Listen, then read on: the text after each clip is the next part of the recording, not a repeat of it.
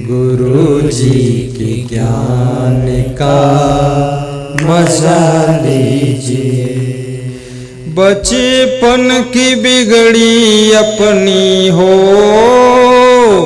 बचपन की बिगड़ी अपनी बना लीजिए। गुरु जी के ज्ञान का वाह वाह धन्यवाद। गुरु जी के ज्ञान शिवदयाल धन्यवाद। बचपन की बिगड़ी अपनी बना लीजिए। बहुत मार्मिक है। सीतापुर जिले में एक महात्मा ने मुझे सुनाया था। मैं भी साधु था, वो भी साधु था। आकर गाया तो मुझे अच्छा लगा था। मैंने कहा इसको याद करता हूँ। बचपन की बिगड़ी अपनी बना लीजिए। बाप से गलती हो जाए, मकान गलत ढंग से बन जाए तो बेटे का धर्म है उसे सुधार ले। और आप से गलती हो जाए बचपन में तो जवानी तक उसको संभाल। कलम लेकर बैठिए, देखिए आपका टाइम कितना बर्बाद हुआ है।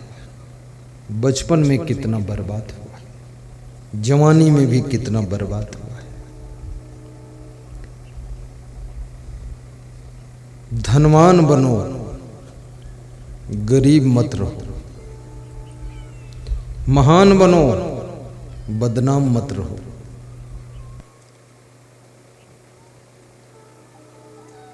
विद्वान मत बनो। क्या बनो? विवेकवान बनो। विद्वान कोई बात नहीं, श्लोक याद हो या ना हो, चौपाई याद हो ना, लेकिन विवेक होना चाहिए। विवेकवान। और विवेक का अर्थ क्या होता है? बुद्धिमान होना ऐसे है जैसे दीपक है, लेकिन विवेकवान होना ऐसे है जैसे जलता हुआ दीपक है। बुद्धिमानी बुझा हुआ दीपक है, और बुद्धिमानी में विवेकवान अगर हो गए तो जलता हुआ दीपक है। और जलता हुआ दीपक तुमको अंधेरे में भटकने नहीं देता है, इसलिए जलते हुए दीपक बनो। दूसरों की उन्नति देख करके मत जलो। लखनऊ में एक भक्त श्री विजय विक्रम सिंह के यहाँ मैं ठहरा। DIG के वे स्टेनो हैं PA।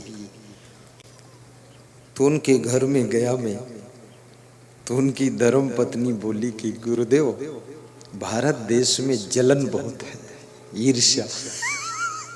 और बोले घर ही में जलन ज्यादा रहती है, पड़ोस वाले से होती है, दूसरे गांव से नहीं होती। हमने कहा जिनसे पहचान नहीं उनसे क्या जलेंगे लोग। बोले जब तक जलन खत्म नहीं होगी तब तक विकास भी नहीं होगा। एक दूसरे की टांग खींचने में लोग अपनी ताकत को खर्च करते हैं, अपनी टांग को ऊपर उठाने में ताकत नहीं लगाते हैं। जो दूसरे की टांग ऊपर उठती जा रही है उसको खींचने में अपनी ताकत खर्च करके कि इसको भी नीचे गिराओ, अपने बराबर रहना चाहिए। आगे क्यों जा रहा है? किसी का अच्छा मकान देख करके लोगों को पीड़ा हो जाती है, अच्छी गाड़ी देख करके लोगों को तकलीफ होने लगती है। कह रहे इनके पास गाड़ी ऐसी क्यों? छत्तीसगढ़ में एक नेता मेरे पास आया तो उसके पास में गाड़ी साधारण थी। तो मैंने कहा बहुत साधारण गाड़ी रखे हो? तो बोला बहुत अच्छी रखूं तो लोगों को जलन होने लग जाती है। तो हमने कहा तो बैलगाड़ी पे बैठ लो। जलन वास्तव में बड़ा बचाव करना पड़ता। लेकिन जलन का भी इलाज आज बता देता हूं मैं।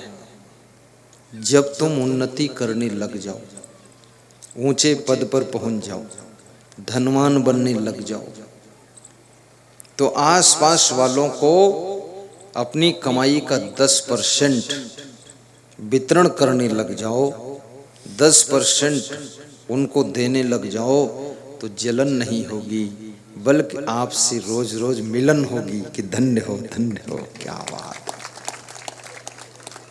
ये बहुत बड़ी कला सिखाया हूं आपको, इसको सीखो। यदि 80,000 महीने वेतन है तो 10,000 जलने वाले के लिए निकालो, 10,000 उसका हिस्सा है, दे दो बेईमान को, सहयोग कर दो थोड़ा थोड़ा। इसलिए उत्तर प्रदेश में मैं अपने बचपन में देखता था कि हर गांव में, जिस गांव में हम रहते थे, तो वहाँ लड़कियों का भंडारा चलता था, लड़कियों का। ये कुंवारी लड़कियां जो हैं, जिन्होंने शादी नहीं किया, तो इनको खीर पूड़ी गांव में हर 2-3 दिन में कोई ना कोई खिलाता रहता था। और ये गांव की लड़कियां सब जाती थी थाली लेकर वहाँ, और लाइन से बैठ जाती थी, और इनको 2-2 रुपये दक्षिणा भी मिलती थी, 2-2 रुपये। उस समय 2 रुपया भी बहुत था, आज के 40-42 साल पहले की बात है। उस समय का 2 आज का तो 50 रुपये 100 रुपये हो गया। तो लड़कियां अपनी अपनी थाली में डबल डबल खीर ले लेती थी, डबल डबल पूड़ी, और 2 रुपया लेकर मुस्कुराती ही घर आती थी। तो माँ भी साथ में बैठकर खा लेती थी, ऐसा। अब जब माँ भी खाती और पिता भी 2 पूड़ी खाता और लड़की भी खाती और सब,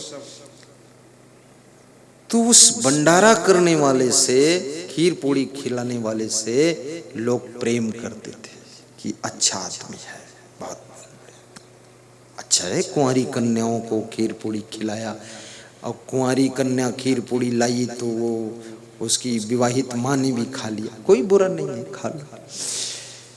तो ये हमें अपनी कमाई का कुछ अंश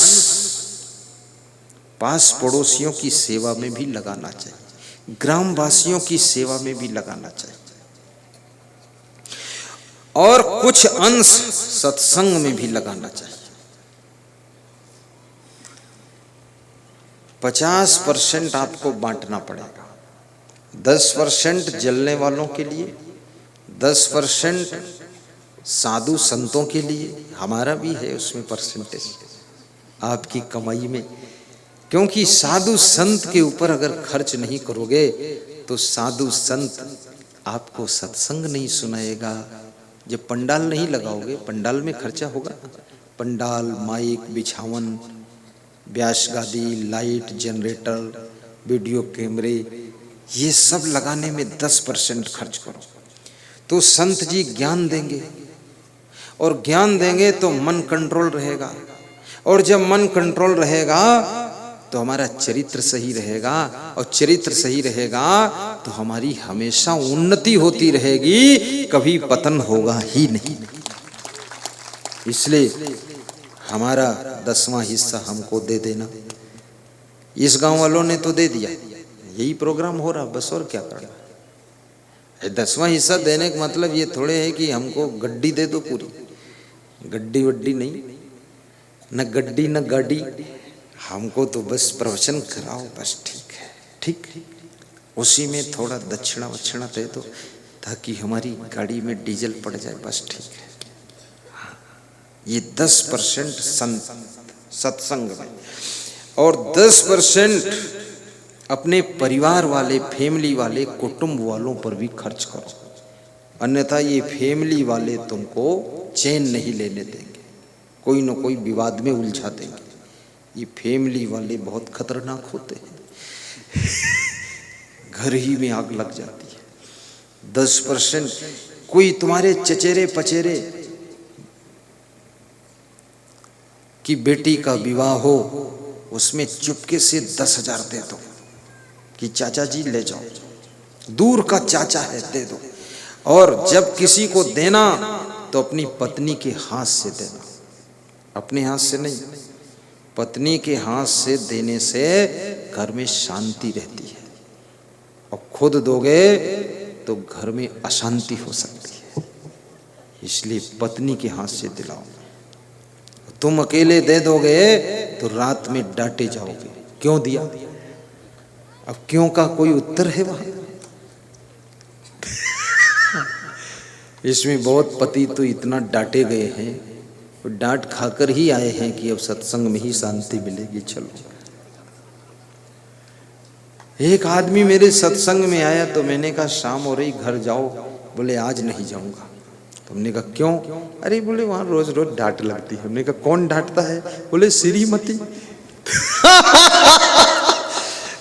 श्री माने क्या होता है? श्री माने सिर्री पागल, और मति माने बुद्धि, जिसकी पागल बुद्धि वही डांटता रोज।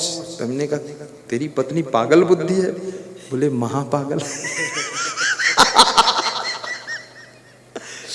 इसलिए हर पति अपनी पत्नी को श्रीमती कहता है। पत्नी कभी नहीं कहती श्रीमान, वो कहती मेरे पति देव है। लेकिन ये लोग बताते श्रीमती। मती माने बुद्धि और श्री माने पागल। और ये समझती नहीं है ये क्या बोल रहा है। अरे तुम्हें पागल बता रहा, मना कर देना। अरे श्रीमती का अर्थ पागल बुद्धि नहीं है। श्रीमती सम्मान का शब्द है, उल्टा अर्थ मत लगाना, वो ठीक है।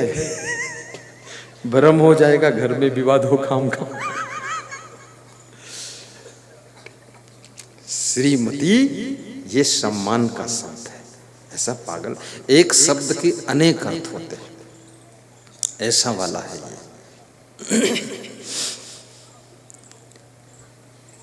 और 10% राजनेताओं के लिए भी निकालिए, जो नेतागिरी करते हैं उनके सहयोग में भी 10% खर्च कीजिए, टाइम भी पैसा भी। क्योंकि कोई काम बिना राजनीति के प्रभाव के होता नहीं है। इसलिए थोड़ा थोड़ा राजनीति में जुड़े रहो, ज़्यादा नहीं लेकिन थोड़ा थोड़ा। कोई क्षेत्र में नेता आए, उसके आगे पीछे गाड़ी लेकर भागो, और क्षेत्र से दूर निकल जाए तो गाड़ी मोड़ के पीछे घर आ जाओ। हाँ, चतुराई करो। मैं सोचता था ये नेताओं के पीछे लोग गाड़ी लेकर इतना क्यों भागते हैं। भगवान के पीछे भी इतना नहीं भागते लोग जितना नेता के पीछे भागते हैं। उसका कारण स्वार्थ है उसमें। क्योंकि बिना नेता से जुड़े हुए कोई काम होता नहीं, सब काम वहीं से रास्ता निकलता है। तुम्हारे लिए किसी अफसर को फोन कर देगा, तुरंत काम हो जाएगा। इसलिए थोड़ा जुड़े रहो। 10% और 10% और बचा, 40% खर्चा हो गया। वो 10% तुम्हारे एरिया में, क्षेत्र में गुंडे, लफंगे, नालायक लोग हैं, उनके ऊपर भी खर्च कर दो। नहीं, वो गुंडे तुम्हारे खेत में आग लगा देंगे। दुष्ट हैं लोग, उनको भी ठंडा रखो, थोड़ा ले जाओ तुम भी। फिर निश्चिंत आप बिजनेस कीजिए, निश्चिंत काम कीजिए। ये परसेंट बांटना पड़ेगा। फिर तुमसे ना कोई जलन करेगा, ना टांग खींचेगा, ना तुम्हारा कोई लफड़ा होगा, ना कुछ बवाल होगा, सब ठीक हो जाएगा। और नम्रता भी रखो, सरलता, नम्रता। मैं गाडरवाड़ा गया, नरसिंहपुर जिले में, तो वहाँ एक सज्जन रहते, उनका नाम है रमेश चौधरी। क्या नाम? रमेश चौधरी। तो उनसे मैंने पूछा कि आपके पास कितनी गाड़ी है? तो बोले 250 गाड़ियाँ हैं। कितना? 250। तो अपने घर के पीछे ले गए तो वहीं पर 40-50 खड़ी थी। तो हमने कहा ये तो, और वो आदमी 250 गाड़ी का मालिक, ट्रैक्टर कंपनी का मालिक, और वहाँ पर बहुत बड़ा एनटीपीसी बन रहा है, उसका पूरा ठेकेदार है, ठेका लिया है। वो सबको हाथ ही जोड़े करता है। तो मैंने कहा हाथ क्यों जोड़ते हो? बोले सब काम बिगड़ जाएगा, जहां आकड़ दिखाऊंगा वहीं टूट जाऊंगा, और झुक जाऊंगा तो बच जाऊंगा, और काम होता रहेगा। इसलिए नम्रता। बहू को चाहिए कि सुबह शाम सासू के पैर छुए और सासू से कहो कि सासू जी मेरे पास बुद्धि नहीं है, आप ही सब संभालना, तो तुम्हारी सासू बुढ़ापे में भी दौड़ दौड़ कर काम करेगी। और जब सासू दौड़ लगाए तो तुम नीचे घूंघट काट कर मुस्कुराना कि जय हो सासू की, स्पीड पकड़ो। अरे इस डोकरी सासू को दौड़ाइए, ये खाली बैठेगी तो तुम्हारे साथ एक्सीडेंट करेगी। इससे काम लीजिए, और ये काम तभी करेगी जब 2 बार पैर छुओ और फिर कहो कि हमारे बुद्धि नहीं है। बुद्धि तो खूब है, फिर भी कह दो बुद्धि नहीं है। इसमें ऐसी कितनी बहुएं हैं जो अपने सास ससुर के पैर छूती है। हाथ उठा दो।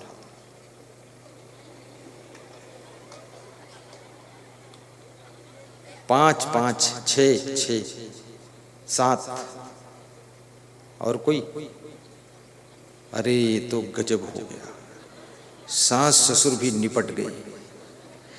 ऐसे कितने इसमें सास ससुर हैं जो अपने बहू बेटे के पैर छूते हैं? है कोई? कोई नहीं, कोई नहीं। अरे उल्टा भी हो सकता है। हाँ वो देखो, एक आदमी है, बहू के पैर लग जाते हैं।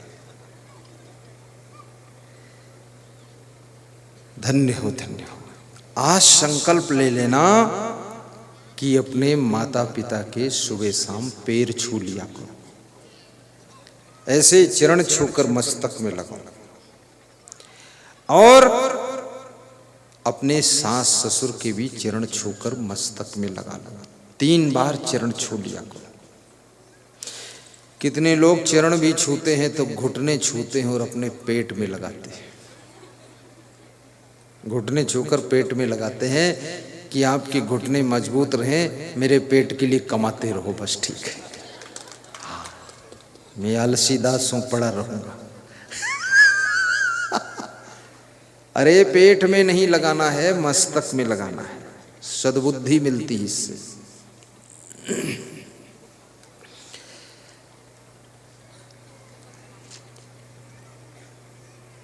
बड़ों का सम्मान कीजिए, अपने घर को स्वर्ग बनाइए, आपस में प्रेम से रहिए, गम खाना भी सीखिए, अदब लिहाजा और मर्यादा भी रखिए।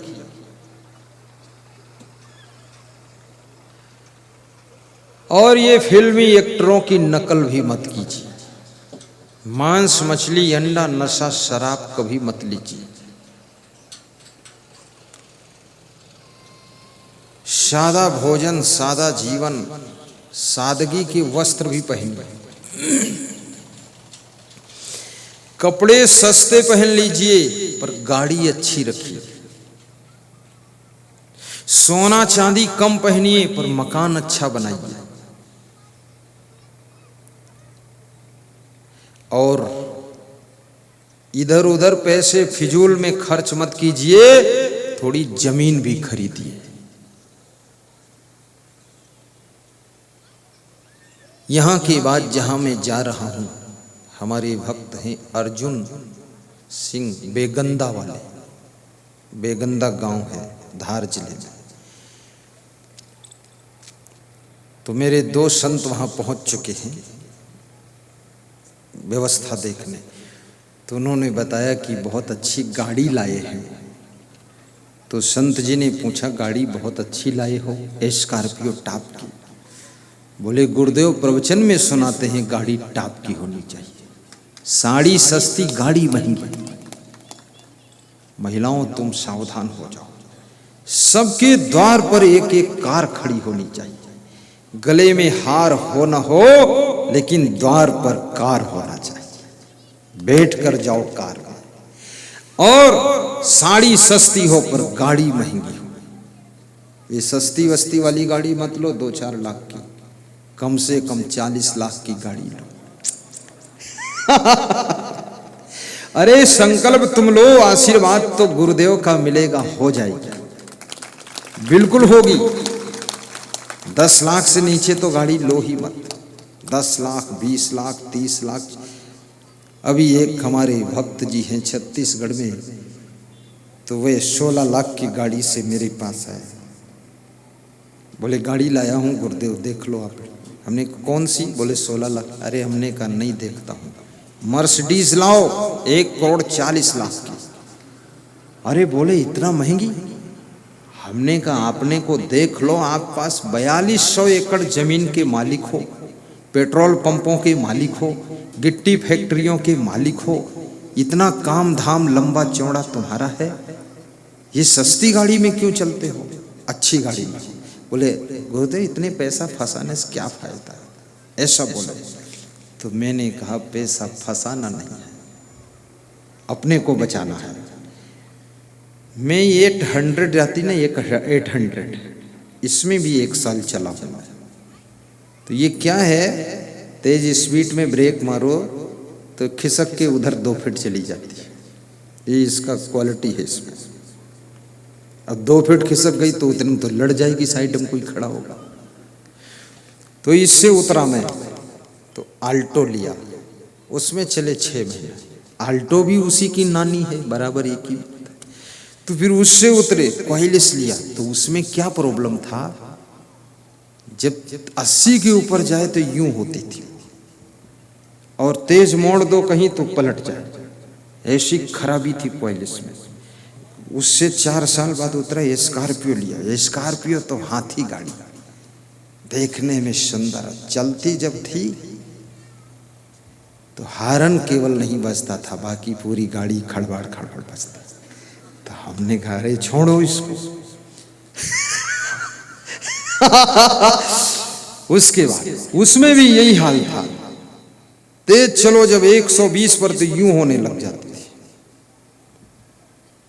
तो फिर फॉर्च्यूनर में बैठा मैं, तो उसमें 150 पर चलो फिर भी चपक के चलती है, जहां रोको सट रखती। तो हमने कहा वाह, पैसा तो इसी चीज का है कि ये जान बचाने वाली चीज है। याद रखना, आपका मकान भी सुंदर होना चाहिए, ताकि दिन भर के थके मादे पहुंचो तो आराम से सो सको। और मकान में लेट बाथ, किचन, सीढ़ी सब एक साथ नक्शा से बनाना, इंजीनियर से नक्शा लेना। ऐसे टेढ़ा मेढ़ा उल्टा पलटा सुलटा ये मत बनाना। इंजीनियर को 10,000 दे दोगे, उसके नक्शे से बनाओगे तो आपके 50,000 बच भी जाएंगे, और सुंदर भी बनेगा, सुविधाजनक बनेगा, और मजबूत भी बनेगा। इसलिए इंजीनियर का सहारा लेना। ऐसा मैं इसलिए बता रहा हूं कि आपके मकान में कभी हमको भी रहना पड़ सकता है, तो ठीक ठाक बनना चाहिए। और माताएं बहनें भी बड़ा संतोष रखो अपने घर में, कभी लड़ाई न किया करो। थोड़ा अधिक मेहनत पड़ जाए तो नाराज न हुआ करो, कभी रात में जागना पड़ जाए तो मुंह न फुलाया करो, और कभी आराम करने को न मिले तो समझ लिया करो ये गुरु महाराज की सेवा है, कल आराम कर लेंगे, कोई बात नहीं है। और कभी चप्पल कोई खो गया हो तो 1-2 दिन पैदल भी चल लिया करो, चप्पल नहीं कोई चिंता नहीं है। तुम्हारे चप्पल की फैक्ट्री लग जाएगी, टेंशन क्यों लेती हो। और सत्संग में आया करो, सोने की चैन और गले में हार मत पहन कर आया करो, केवल अंगूठी भर पहन लिया करो, और घर में जाकर अंगूठी भी उतार दिया करो। बस घर में सोना चांदी पहन लो गले में, घर से बाहर जाओ सब धर दो गोदरेज में, चाबी अपने पहन के जाओ गले में, क्योंकि बाहर कहीं खो सकता है, इधर उधर हो सकता है। और सोना चांदी में सुख नहीं है माताओं बहनों। सीता जी सोने के मृग में मोहित हुई थी तो बहुत दुख पाई थी।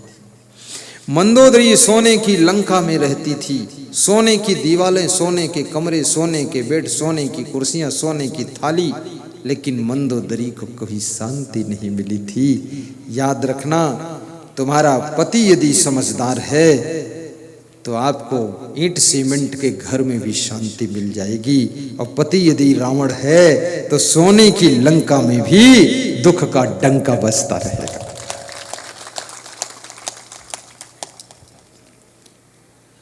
आपकी सुंदरता श्रृंगार से नहीं, कोकिला नाम स्वरो रूपम स्त्री नाम रूपम पतिव्रतम, विद्या रूपम कुरूपाणाम क्षमा रूपम तपस्वी नाम। पंडित अभिषेक जी समझ रहे हैं? अर्थ तुम्हें पूछा जाएगा अभी। अरे नहीं पूछूंगा, तुम घबराओ मत। अपना अर्थ बताने के लिए थोड़े आए, बस सुनने के लिए आए गुरु जी के प्रेम में। ठीक क्या है? कोकिला नाम स्वरूपम, कोयल का सुंदर रूप यदि कुछ है तो उसका मीठा स्वर है, मधुर वाणी है। कोयल का शरीर सुंदर नहीं होता है, काला कलूटा होता है, लेकिन कोयल इतना मधुर स्वर में बोलती है कि कोयल जब बोलती है तो उसके पीछे लोग दोहराते हैं, बोलते हैं। इधर भी दोहराते हैं लोग, हाँ, ये सब जगह है यार। और जब तुम दोहराते हो, कोयल के पीछे बोलते हो, तो कोयल ज्यादा चैलेंज पा जाती है, तो और बोलती है और बोलती। फिर जब देखती है नहीं मानेगा, मनुष्य तो मानता ही नहीं, तो हरा के मानता है। कोयल जब हार जाती, शर्मिंदा होकर वहां से उड़ के चली जाती। ऐसा कोयल के पीछे बोलते हो। कोयल का सुंदर रूप, उसकी सुंदरता क्या है? मीठा स्वर है उसका। और नारी की सुंदरता क्या है? पतिव्रता धर्म है। ये नारी की सुंदरता है। ये भारत देश, भारतीय संस्कृति और ये हमारे आपके पूर्वजों की संपदा, ये कोई साधारण नहीं है। भारतीय महिला के समान पूरे वर्ल्ड में कहीं महिला नहीं मिलेगी। भारत देश की महिलाओं में अभी भी बहुत सभ्यता है, और मध्य प्रदेश धन्य है।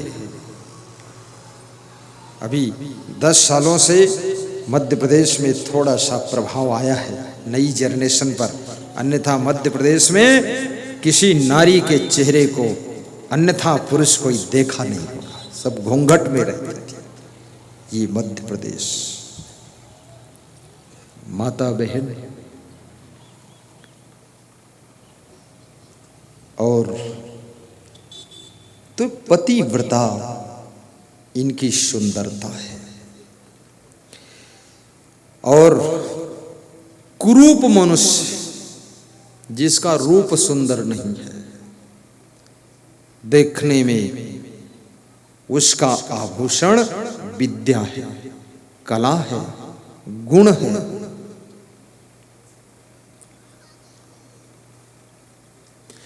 और साधु का आभूषण क्षमा है। क्षमा रूपम तपस्वी नाम। साधु दूसरों को क्षमा करे और स्वयं क्षमा मांग ले। साधु क्षमावान होता है, क्षमा कर भी देता है और क्षमा मांग भी लेता है। जिस साधु में क्षमा का गुण नहीं, वो साधु समाज में शोभा नहीं पाता है। क्षमा कीजिए और क्षमा मांग भी लीजिए। अभिमानी कभी क्षमा नहीं मांग सकता है, और क्रोधी कभी क्षमा नहीं कर सकता है। बहुत बड़ी बात है ये। क्रोध क्षमा विहीन हो जाता है, और क्षमा का प्रभाव इतना है, आपकी बहू से छोटी सी गलती हो जाए, उसको भी क्षमा कर देना, माफ कर देना। छोटी छोटी गलती में विवाद मत बढ़ाना। आज की बात को आज ही भुला देना। कितने लोग किसी गलती को तो गांठ बांध लेते हैं, साल 2 साल तक। और याद रखना, संबंध बिगड़ने के बाद सुधरना बहुत कठिन होता है। अभी एक RI रिजर्व इंस्पेक्टर के यहाँ में गया पधरौनी, तो उसकी माँ बोल रही थी, बहू नाराज होकर चली गई है, RI की पत्नी 1 साल से ना आई है, ना फोन किया है, ना बात करती है। उसका बेटा 10 साल का है, उससे भी नहीं बात करती है और कोई संबंध नहीं रखती है, मायके में रह रही है। रिजर्व इंस्पेक्टर जो जिले की पुलिस को ड्यूटी लगाता है, कंट्रोल करता है, SP का पूरा लोड उसके ऊपर होता, पुलिस अधीक्षक का, और वह व्यक्ति जिले की पुलिस को कमांड रखता है, लेकिन एक पत्नी के ऊपर कमांड नहीं कर पाया। वो निकल गई सट से बाहर, दुखी था, क्या करूं। मैंने कहा